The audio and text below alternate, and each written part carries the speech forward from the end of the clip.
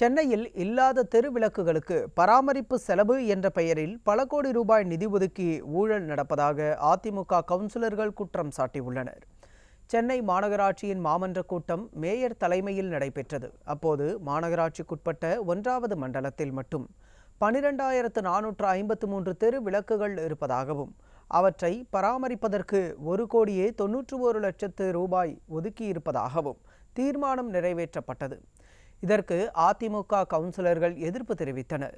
7வது வார்டில் மட்டும் மழைநீர் வடிகால் அமைப்பதற்காக சுமார் 30 விழுக்காடு தெருவிளக்குகள் அகற்றப்பட்டதாகவும் அவை இதுவரை மீண்டும் நிறுவப்படாமல் உள்ள நிலையில் இல்லாத தெருவிளக்குகளுக்கு பராமரிப்பு செலவை எதற்காக ஒதுக்க வேண்டும் என அவர்கள் கேள்வி எழுப்பியுள்ளனர்.